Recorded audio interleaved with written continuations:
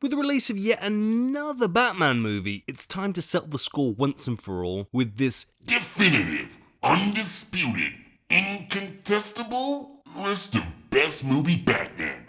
Based on our personal opinion. We're not including every Batman in this list because honestly, those old black and white serials, who's got the time? To qualify, the actor must have appeared in their own feature-length movie, and we're not accepting any imitators, so sorry Arrow. So who's the best Batman? Well, we can tell you who it ain't. George and Val tie for last place. Yeah, Batman Forever is the slightly better movie, but Kilmer was still terrible in the lead. It's the car, right? Chicks love the car. Do we need to say any more? No? Great. Moving on. Number 5, Adam West. Back in the 60s, things were a little bit different. Especially for Batman. While the show and movie might seem a little camp now, okay, they're a lot camp, it had precedent in the comic world. After the introduction of Bats as a hardcore vigilante who did kill people, editors felt it necessary to soften the character and appeal to younger readers. Thus came the boy blunder. Dick Grayson's arrival marked a more colourful and light-hearted period for the comics, a trend that lasted some time and obviously influenced the television show. This was 1960s LA after all, and if you weren't tripping balls, you had no business being out there. No business! It may seem fairly alien now, but this is what Batman was. And let's be honest, there's a tremendous amount of fun to be had in his over-the-top shenanigans. For these reasons, Adam Wheat is just as relevant to the character's history as anyone else on the list, except Val and George. West's portrayal of Batman became iconic, and without it, we wouldn't have the character's reinvention. So we have that to thank him for. Number 4, Christian Bale. While he might not be the best Batman, he definitely had the best Bat voice. A trick that helped him get the job, according to Chris Nolan. Bale apparently took to chain smoking in between takes to achieve maximum gruffness. #alternativefacts. And to be fair, Batman has smoked in the comics. Like lung cancer, Bale's Batman puts the fear of God into everyone. He was terrifying. Sadly, he hit his peak in his first spelunking Bat venture, conveying a realistic take on what it might actually be like to team up with one's elderly butler and fight crime. Bale also brings out the ginger ale drinking, faux playboy side of Bruce Wayne perfectly. No one would suspect this bozo billionaire of being Batman. Well, except Rachel Dawes, and like every character in the third movie. Right when I saw you, I knew who you really were. Mr. Wayne. Bruce Wayne. Innocent is a strong word to throw around Gotham, Bruce. After Batman Begins, it was all downhill for Bale. Not only does he take a backseat to Heath Ledger's Joker in The Dark Knight, he just straight up throws in the towel in the third movie, culminating in a retired, hobo-bearded Bruce in The Dark Knight Rises. Though, thankfully he rediscovers his mojo, miraculously fixing his bum knee, only to get his back broken by Bane. He thankfully recovered though, miraculously making it back to Gotham with no money or resources, just in time to save the day, only to get blown up in a horrible nuclear explosion and make Alfred cry. Thankfully it's a fake out and he miraculously reappears for a final farewell, further tormenting Alfred's aged and delicate mind. Did this really happen, or is Pennyworth just a senile old bat? It's like Inception all over again. Number 3, Batfleck. Remember the backlash after poor old Ben Affleck was cast as Batman? Holy shit!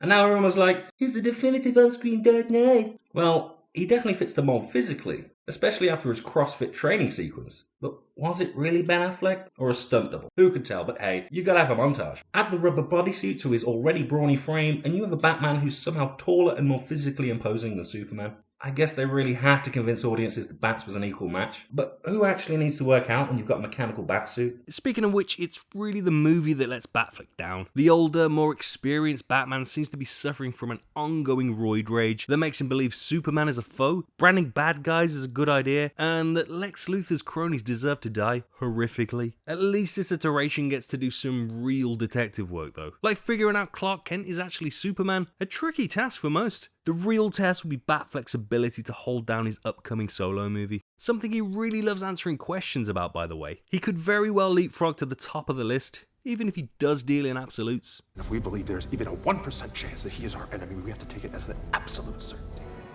Only a Sith deals in absolutes.